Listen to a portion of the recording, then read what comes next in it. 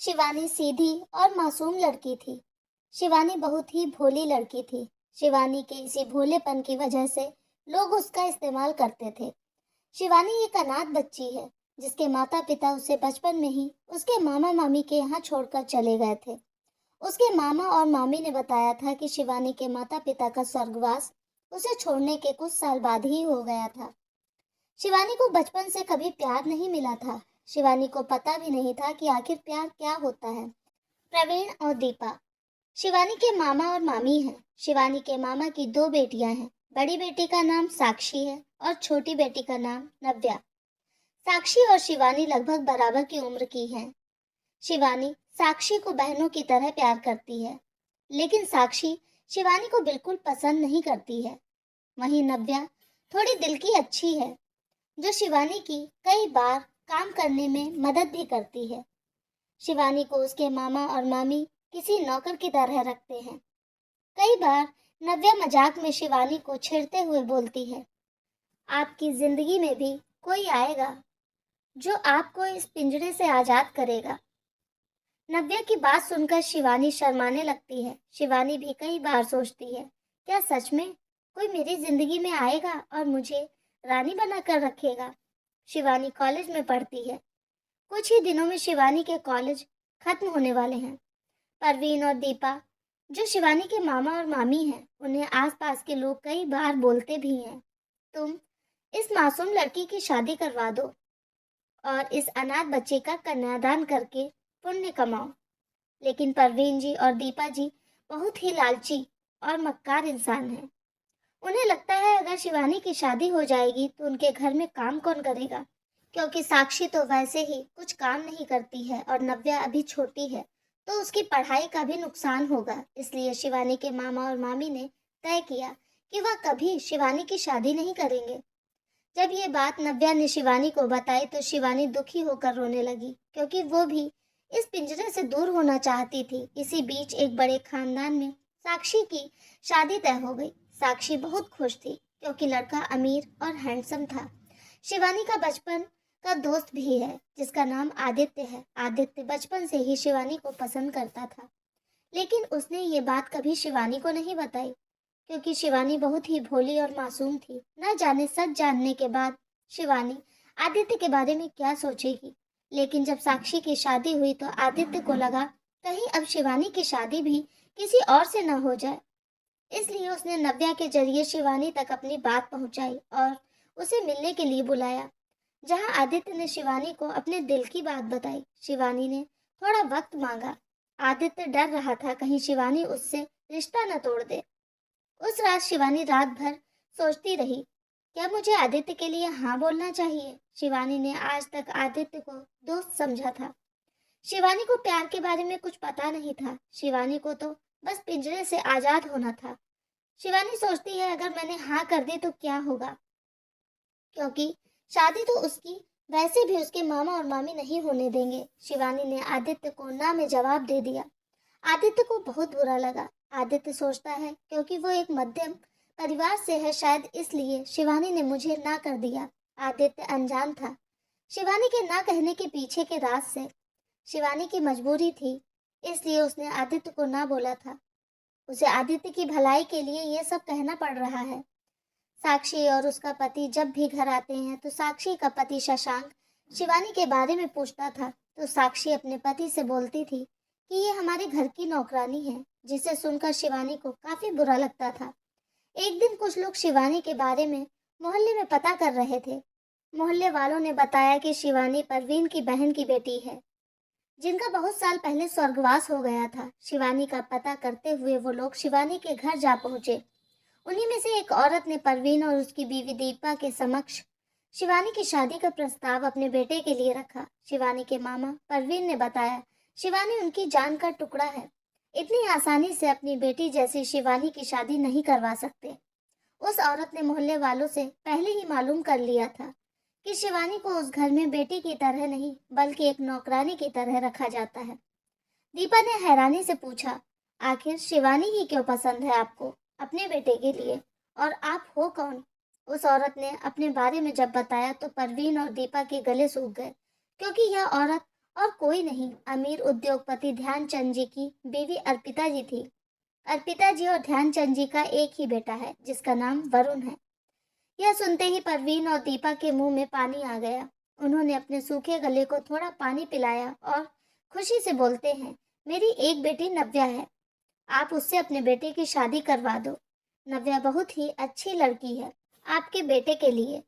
नव्या आपके बेटे को खुश रखेगी और मुझे लगता है आपके बेटे का मैच भी नव्या जैसी ही लड़की के साथ होगा।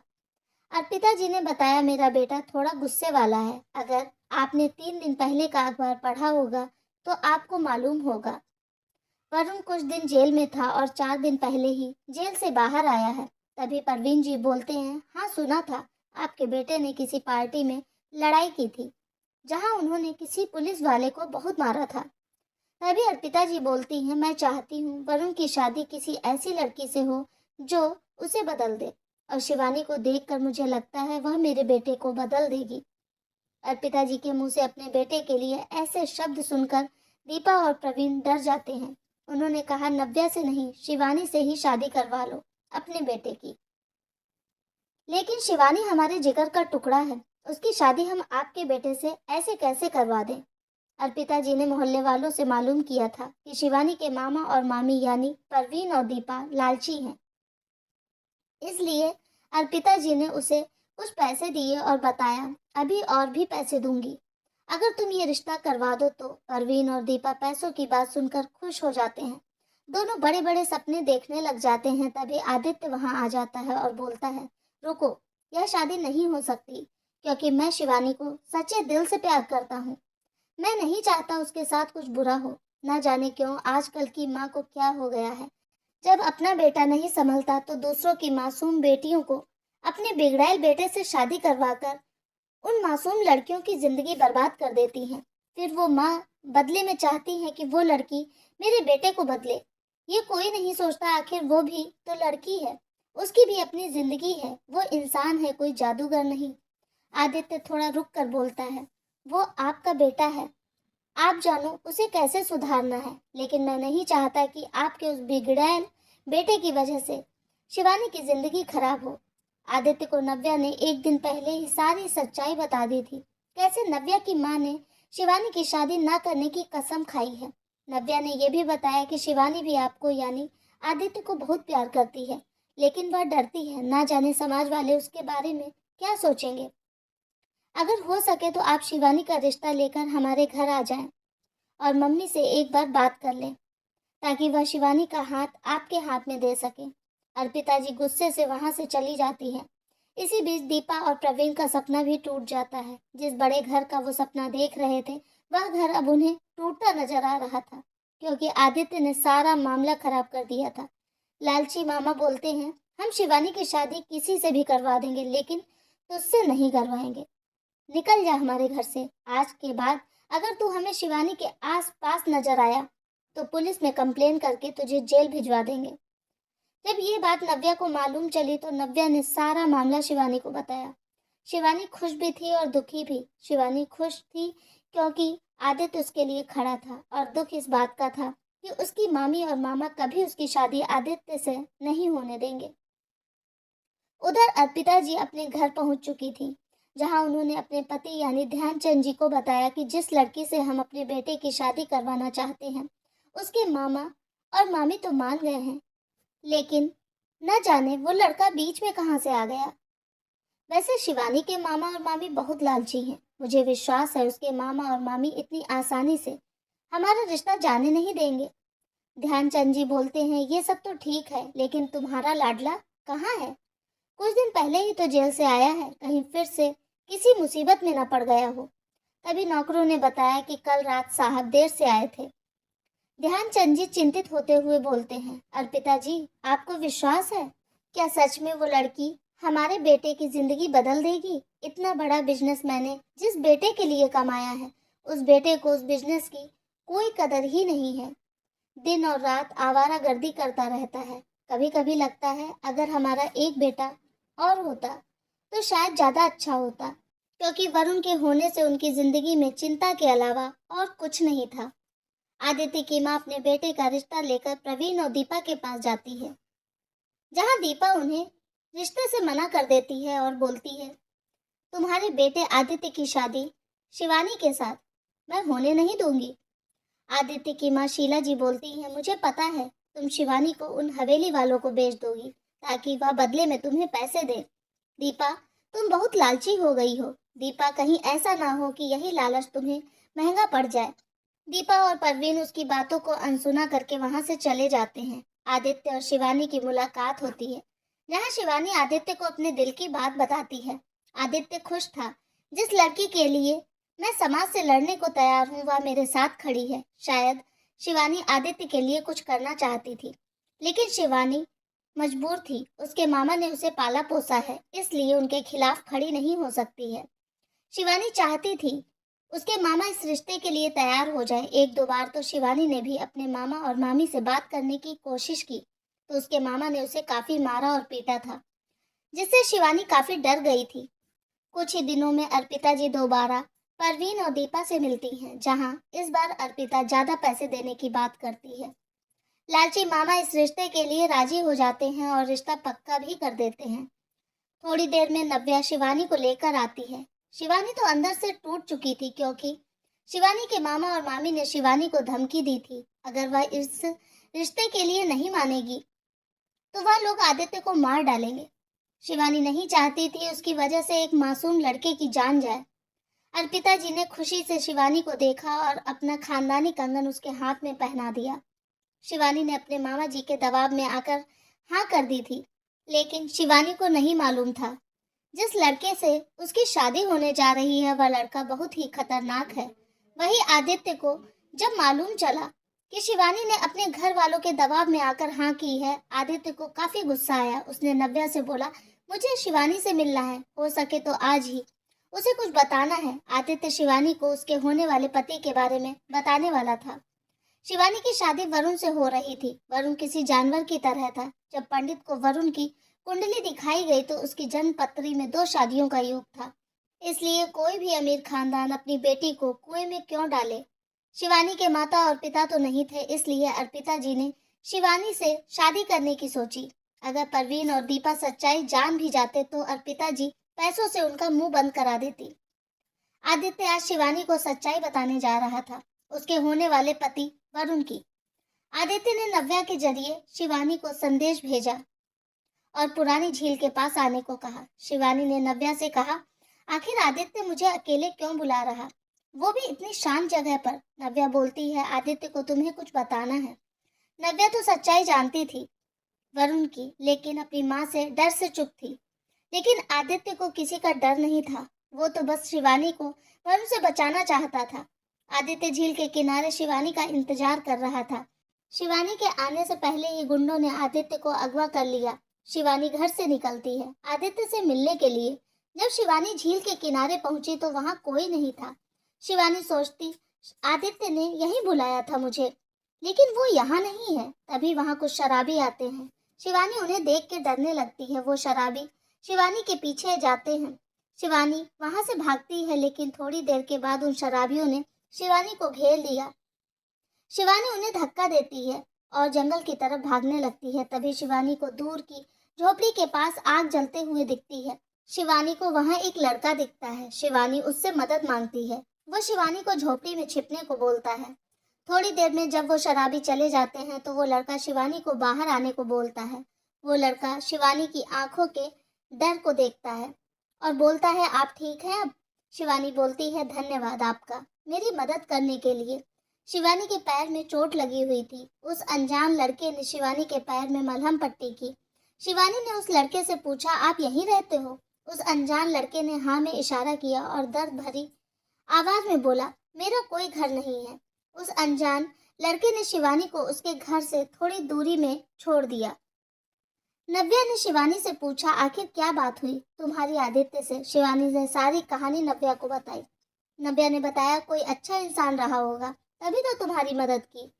शिवानी ने अपनी मामी के मुंह से सुना था कि उसका जो होने वाला पति है वो बहुत ही अमीर और अच्छा लड़का है। नव्या सच्चाई जानती थी, लेकिन अपनी माँ के डर के कारण चुप थी। कई बार तो नव्या सोचती है मुझे शिवानी को बता देना चाहिए, लेकिन माँ के खौफ के कारण नव्या ने चुप रहना ही ठीक समझा और परवीन जी ने एक हफ्ते में ही शिवानी से शादी की तारीख तय कर दी। नव्या और साक्षी दोनों बहनें मिलके घर का सारा काम कर रही थीं। कुछ दिनों से शिवानी देख रही थी उसके मामा और मामी उसके साथ कुछ ज्यादा ही अच्छा बर्ताव कर रहे थे। शायद इसलिए क्योंकि अब शिवानी बड़े घर की बहू बनने जा रही थी। शिवानी के बहू बन जाने के बाद उसके मामा और मामी के दिमाग में कुछ चल रहा था जिसका अंदाजा शिवानी को ना था और ना ही अर्पिता जी को। शिवानी की शादी एक हफ्ते में होनी है, लेकिन शिवानी के मन में अभी भी बहुत से सवाल हैं क्योंकि उसने अभी तक अपने होने वाले पति को देखा भी नहीं था। यहाँ तक कि शिवानी को नाम भी नहीं पता था। आखिर उसके होने वाले पति का नाम क्या है, यही सवाल लेकर वो अपने मामा और मामी के कमरे की तरफ गई, जहाँ उसने अपनी मामी और मामा की बात सुन ली। शिवानी को अब मालूम चल गया था कि उसके मामा और मामी ने उसकी शादी के बदले अच्छी खासी मोटी रकम ली है, लेकिन शायद शिवानी ने पूरी बात नहीं सुनी। शिवानी नहीं जानती थी कि उसका पति एक दरिंदा है जो 2 बार जेल भी जा चुका है। शिवानी सिर्फ इतना ही जानती थी कि उसके मामा और मामी ने अच्छी खासी रकम ली है। शिवानी भी सोच रही थी आखिर अर्पिता जी इतनी बड़ी अमीर औरत है तो उन्हें मुझ जैसी गरीब में क्या पसंद आ गया जो उन्होंने मेरी ही कीमत लगा दी। नव्या ने बताया कि उसके होने वाले पति का नाम वरुण है। शिवानी खुश थी अपनी शादी को लेकर। शायद इसी खुशी में वह आदित्य को भूल गई थी। आदित्य को ध्यानचंद जी ने ही अगवा किया था क्योंकि उन्हें डर था अगर कोई शादी को रोक सकता है तो वह आदित्य है। इसलिए शादी हो जाने तक आदित्य को बंदी बनाया गया। दिन गुजरने लगे थे। शादी का दिन भी नजदीक आ गया था। मेहंदी की सुबह शिवानी और नव्या दोनों शॉपिंग करने जाते हैं, जहां शिवानी की मुलाकात उस अनजान लड़के से होती है। वो अनजान लड़का भी शिवानी से मिलकर खुश हो जाता है। शिवानी पिछली रात के लिए उसे धन्यवाद बोलती है। कुछ ही दिनों में शादी भी हो जाती है। विदाई के वक्त शिवानी खुश भी थी और दुखी भी। खुश थी क्योंकि अब वह उस पिंजरे से आजाद होने वाली थी। दुख इस चीज का था क्योंकि नव्या के रूप में उसे एक बहन और दोस्त मिली थी। अब उसे छोड़कर जाना होगा। शिवानी ने जाने से पहले नव्या से पूछा, आखिर आदित्य इतने दिनों से गायब क्यों है? आदित्य ठीक तो होगा ना?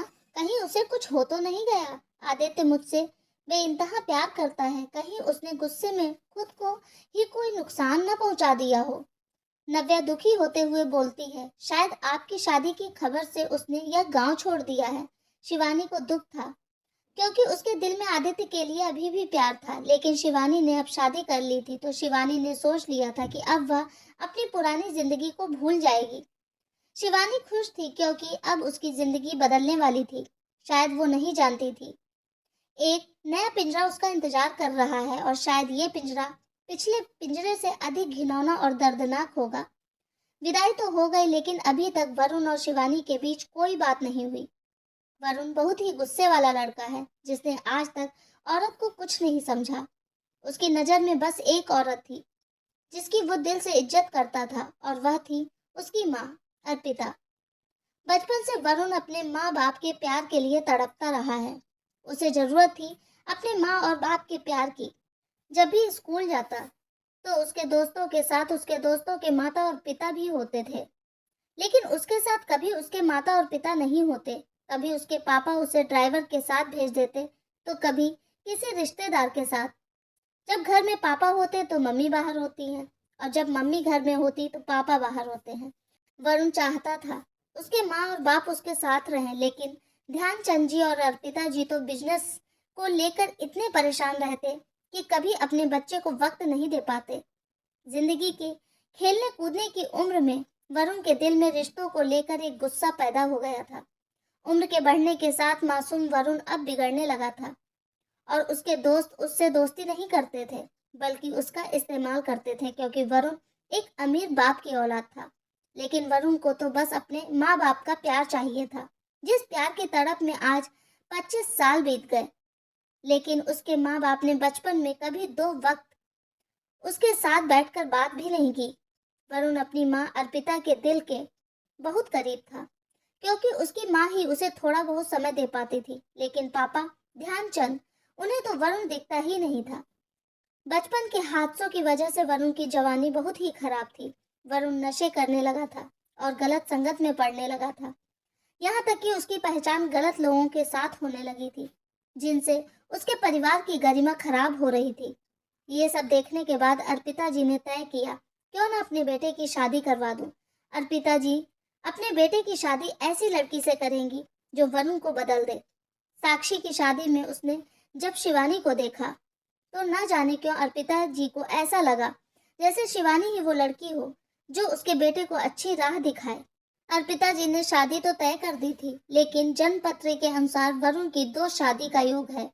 अर्पिता को डर था कहीं शिवानी जैसी मासूम लड़की के साथ कुछ गलत ना हो जाए। अर्पिता को यह भी डर था ना जाने वरुण कैसा रिएक्ट करेगा जब उसे मालूम चलेगा कि मैंने उसकी शादी पक्की कर दी है, और हुआ भी यही है। जब वरुण को मालूम चला कि उसकी माँ ने उसकी इजाजत के बिना उसकी शादी किसी गरीब लड़की से करवा दी है, तो वरुण ने अपने कमरे का सामान तोड़ दिया। कहानी पसंद आई हो तो अगला भाग देखना ना भूलें। धन्यवाद।